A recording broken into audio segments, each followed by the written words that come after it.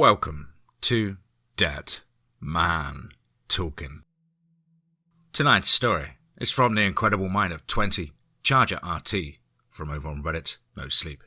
And as ever, please do let us know what you thought down below in the comments box. Please do like and share. Well, it really does help build the channel and our community further. And why not hashtag TeamFEAR and DMT's Cryptid crew. And so, with that aside, let's get into tonight's story. Entitled The Night My Life Changed Forever. Let's get straight into that.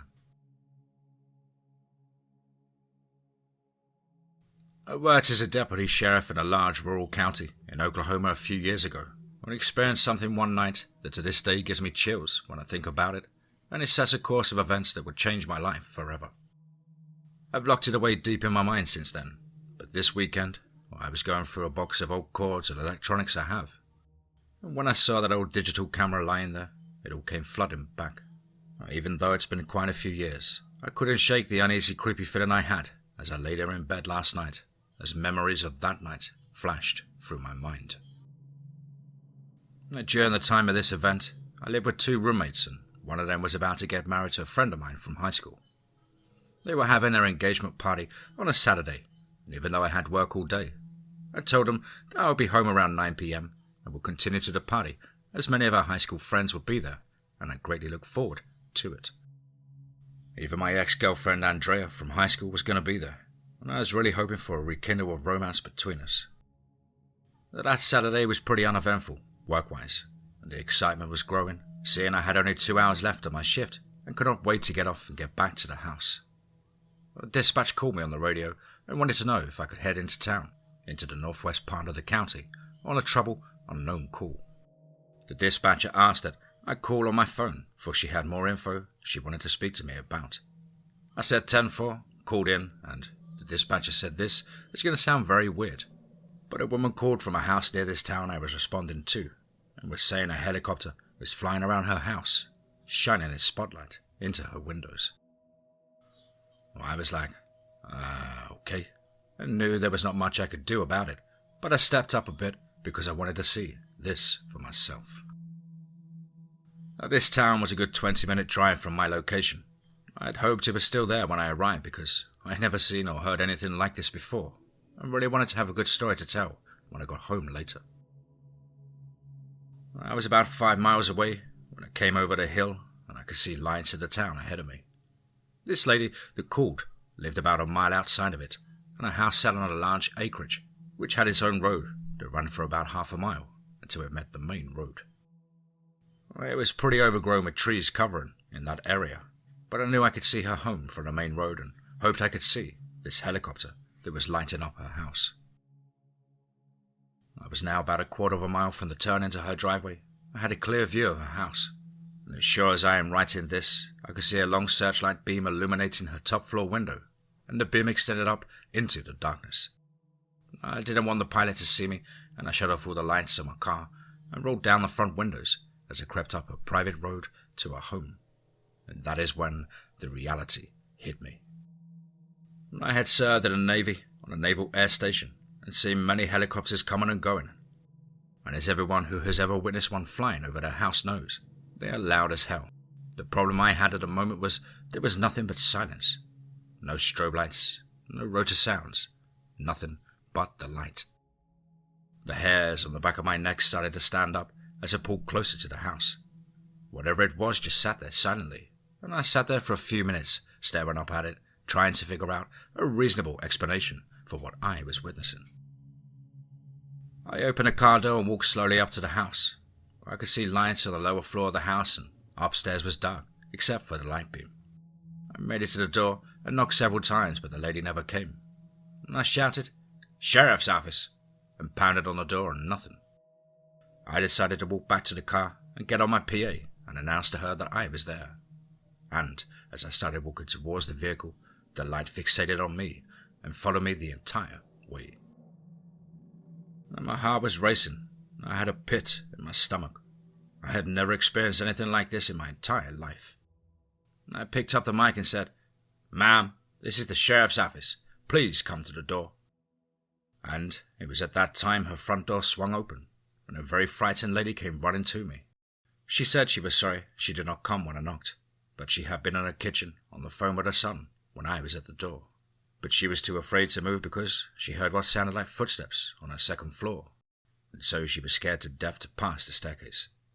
She said when she heard me on the loudspeaker, the footsteps stopped, and then she decided to run out as fast as she could. And by this time the light had fixated itself back on the house, and we both stood there staring up at it. I asked her if she'd ever seen anything like this before, and she said no. And I was like, well, I haven't either. Really, I'm not sure what to do here. I reached through the open window of my car and pointed my spotlight at whatever was on the other end of the beam of light, and I could barely make out the end of this object. It looked like the front end of a submarine, black and pointed, but I was unable to see anything else for my light was not too strong to see the other end of it. We kind of sat there, scratching our heads, until jokingly I told her I would get on my PA and tell it to leave. She asked if I should shoot at it, and I was like no, because it might shoot back at us.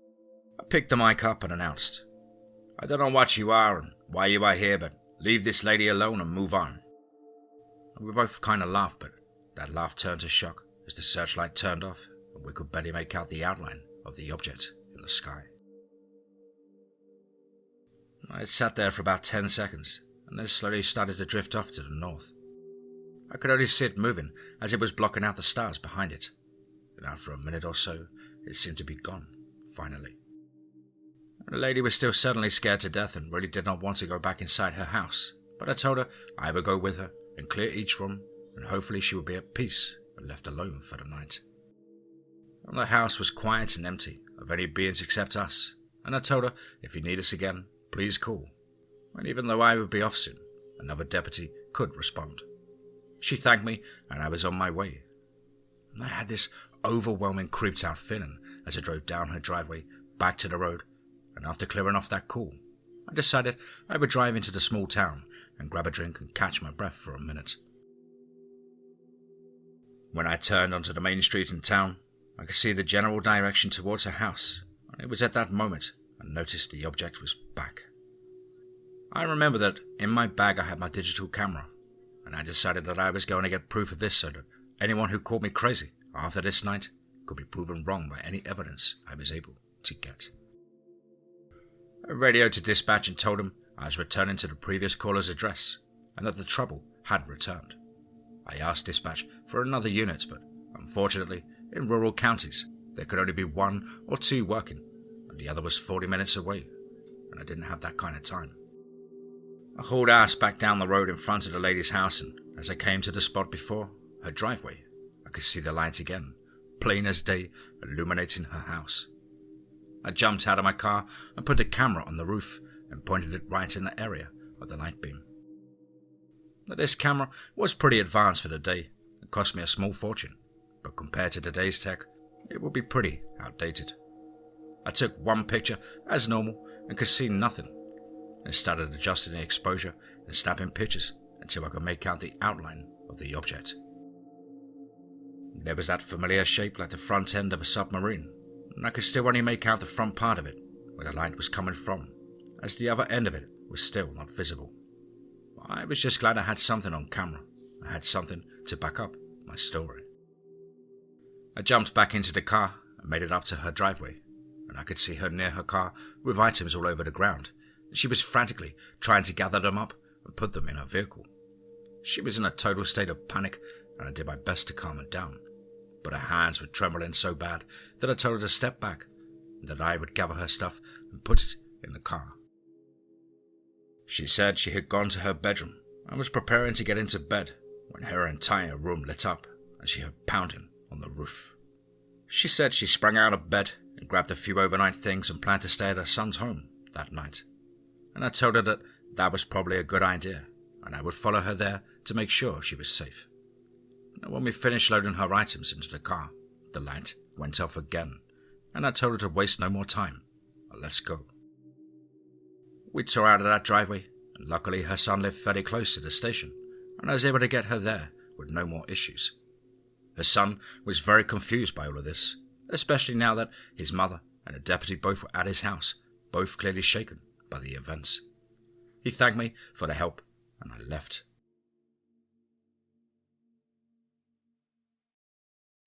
I made it back to the station, and finished a few reports and visited with the dispatchers for a bit. They were both on edge and freaked out after I told them what I just saw. And I made the joke that I'd probably take a lot of ribbon over this incident, and fully expected it when I returned to work a couple of days later. I lived about 20 minutes away from the station, and since my shift had ended, I headed home. I was making good timing, trying to hurry and get to the party, but the events of the night were still heavily on my mind. This area I was driving in was pretty flat, and you can see them miles in each direction. When I pulled up to one of the stop signs, they were on this route. And when I did, I saw a familiar sight. Off about 2 or so miles, I could see the beam of light shining down on what I thought was a field or pasture. It was slowly drifting in my direction, and I was not sure if I should floor it or wait around and see what it does. Stupidly, I waited around to watch because my curiosity was killing me at that point. I remember stepping out of the car and walking up to the barbed wire fence that ran the entire length of the road. As the object got closer, I could feel a pounding at the bottom of my throat and realized that it was my heart. I was about to beat out of my chest, and the next thing I remember was waking up in severe pain. I was on my back and my arm was tangled in the barbed wire. The object was gone and my car was still running, but I had some extensive gashes that were bleeding. I was able to stumble back to my car and open a first aid kit. I was able to get the bleeding stopped and the wounds wrapped up, and since my roommate's fiancée was a nurse, I knew that when I got home quick, I could have her look at it and decide if I needed to go to the ER or not. I had no idea at that point if anxiety caused me to pass out or if I was affected somehow by the craft. I didn't want to know at that point. I just wanted to get home. I drove home in a daze and was consumed by this strange feeling. And finally, I pulled up into my driveway and grabbed my bag and slung my rifle around my neck. Before I opened the front door, I could hear laughter and carrying on inside. I knew once they saw me that they were going to think I had either got into some serious stuff at work or had an accident. I slowly opened the door and walked in and threw my bag down and heard aloud, "Oh my God!" Lane, the nurse, came running to me and said, "What the hell happened?" And I told her it was a bad day at the office and asked her if she would take a look at these wounds.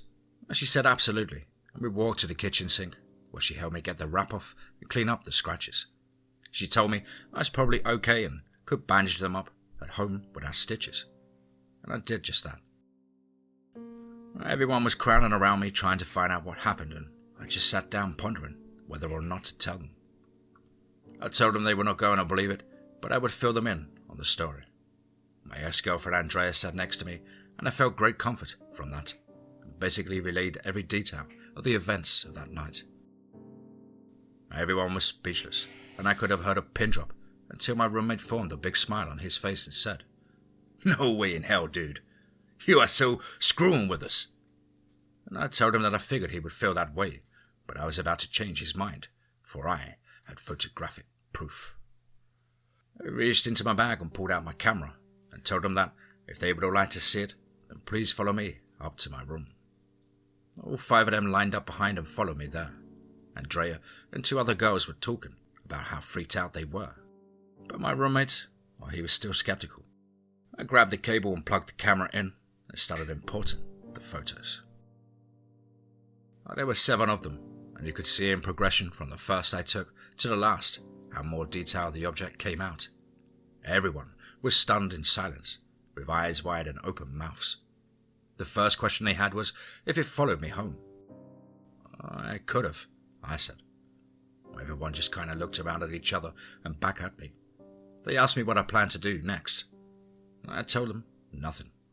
No way in hell was I going to publish these pics and probably never speak of it again. I did not want to be that guy that saw and interacted with a UFO, and I think they all understood. I unplugged the camera and threw it back into my bag, even though they were all asking for copies of the pictures, and I said that I would think about it. Everyone was scared to death now, They all said they were staying and not leaving. I think they were afraid that they would walk outside and a light would shine down on them. "Oh no!" Andrea called out. I asked her what was wrong, and she said she was having to house sit at her parents' house that night because they were out of town. I had dogs that needed attended too. As she was begging her friends to go with her, and none of them would. They were all frightened. I told her that I would be glad to go with her and stay, or we can go and bring the dogs here. And she said they were elderly and probably not a good idea to move them from the house, but gladly accepted my offer of staying there with her. And as she waited for me to shower and change and still having that awful creepy feeling, I made sure to grab my bag and service weapon, and I followed her to her parents' house just a few miles away. It was uncomfortably dark when we got there, and I followed her through the garage into the house. The house was also dark and cold inside, and I just could not shake that creepy house feeling that I had all night. I told her I would sleep on the couch or wherever, but she said no way. We were sleeping in our old room, and that was that. And we both climbed into bed for the night, and she asked me if everything I said really happened. I told her it totally did, and no way would I fake this just to scare her and everyone else. I had a bit of trouble falling asleep, but finally I did, and I woke up around 3 a.m, alone in bed. I thought maybe she had gone to the bathroom, but after about 15 minutes went by, I decided to get up and see where she was. I turned the lights in her room on, and then the hallway, and called out her name, but there was no answer. I made it to the living room and heard the back door slide open, and she told me to come out with her. I asked her what was wrong, and she said she had trouble sleeping because all she could think about was my story and wanted to see it for herself. I was kind of surprised, considering how scared she was earlier in the evening. She asked if I would drive her back to the same area that I saw the craft because she had to see it. I did not want to go back at this hour because this evening had been eventful enough. But she pressed, and I really wanted to get involved with her again, so I agreed. We loaded up into my truck and started the drive back to the dark, rural part of the county, and I was secretly hoping that we would see nothing and I could put this night behind me. And after a half hour or so, we made it to the intersection where I seemed to have passed out. It was dark and quiet. With a light warm breeze blowing, I showed her the part of the fence I cut my arm on. We stood out there staring at the sky until 4:30 in the morning. I told her whatever it was is now probably long gone, and we should get back. And we started for the truck, and my stomach dropped when I heard her scream. She was pointing towards a large open field where I looked, and I saw 3 bluish lights moving above the dirt. They were circling each other in a quick motion, about 100 yards away from us, and moving right at us. I told her I didn't like this, and we needed to go now. And before we could turn to make it to the truck, the entire area was lit up in a bright, blinding light, and followed by what sounded like a short thunder blast. I don't remember much after that, except waking up sitting in my truck with Andrea next to me. The sun was now up and our clock showed 6:55 a.m. We sat there for a few minutes in silence, looking around, wondering what happened during the last 2 hours. She asked if I would take her back home, and I said yes, because I was exhausted and felt like I had been hit by a truck. I just wanted to get home and sleep, and it was all that I could think about. I drove her to her parents' house and had to wake her up when we arrived.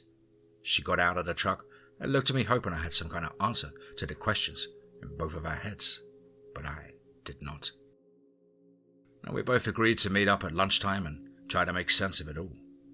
I drove home in a daze and pulled into the driveway to see an unfamiliar vehicle, and this is where things got really strange.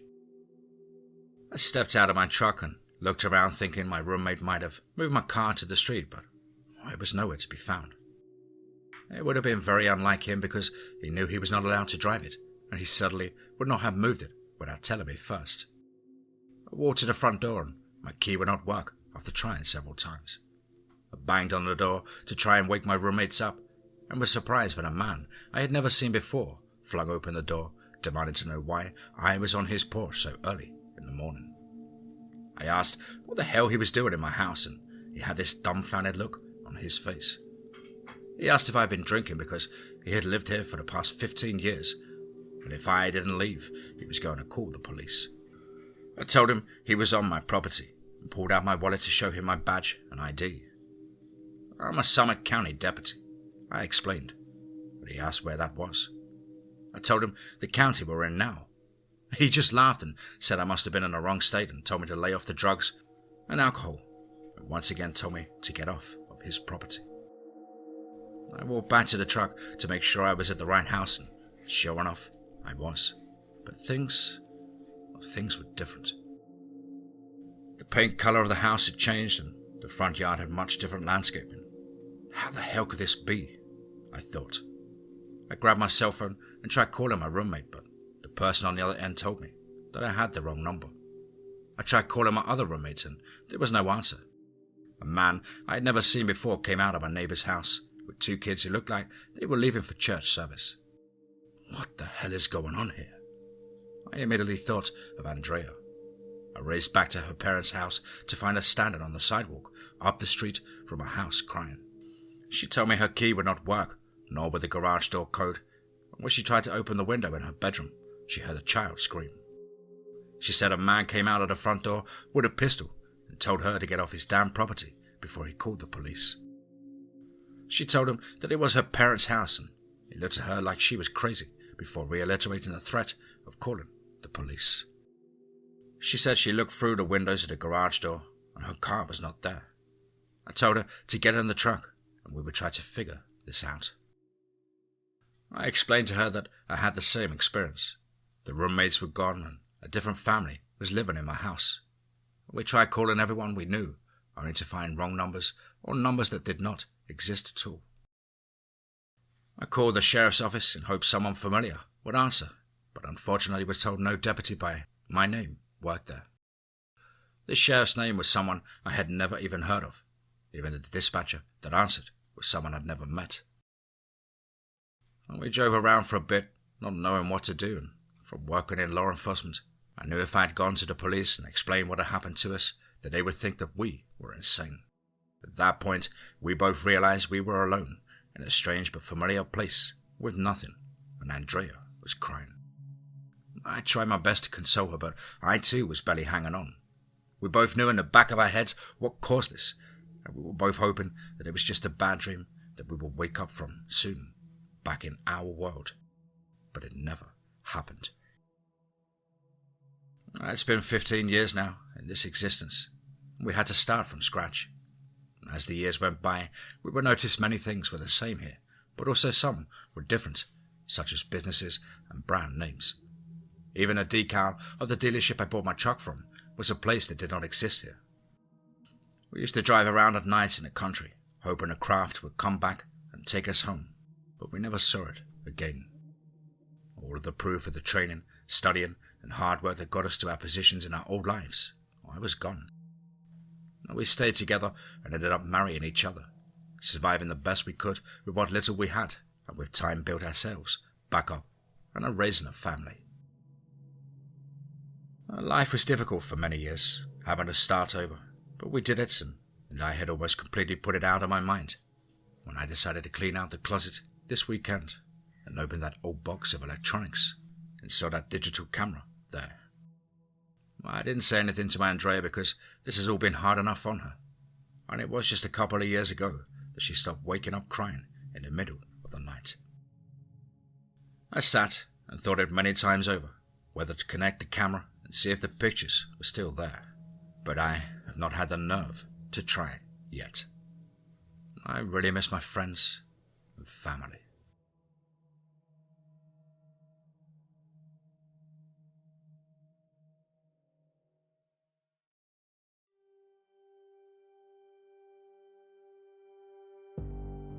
Wow. Certainly another one. Wow. What a mystifying, out-of-this-world story. And from the incredible mind of 20ChargerRT from over on Reddit, no sleep. Big thank you, 20, for allowing me to narrate your story on the channel. Really did enjoy this one so much, and I feel there's room for possibly a great series from this. Of course, I really hope you enjoy my rendition and look forward to more of your work in the future. Well, guys and girls as ever, you know the drill. Please do let us know what you thought down below in the comments box. Please do like and share. It really does help both the channel and our community further. And why not hashtag TeamFEAR and DMT's Cryptid crew. Now, if you're an aspiring writer or would just like to get in touch with me, please do so at the contact email, which is as on screen. contactthedeadone@gmail.com. I really look forward to hearing from you. I hope you're all having a fantastic weekend with friends and family, having a cookout, enjoying the good weather with even better company. But above all, guys, remember, be safe, not sorry.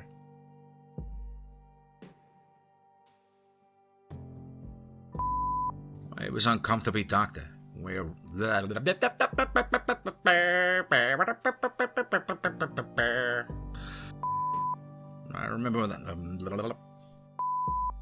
remember that in my bag I had my digital... Fucking words. I remember that in my bag I had my digital camera. Digital, it's a horrible word. I remember that and the lady was still suddenly scared to death and really did... Fuck you. And as sure as I am writing this, I could see a long searchlight beaming. Fuck you. I was now about a quarter of a mile from the turn into a I was pretty overgrown with tree covering that area. I was pretty overgrown and trees covering in... Guys and girls... That's so, folks.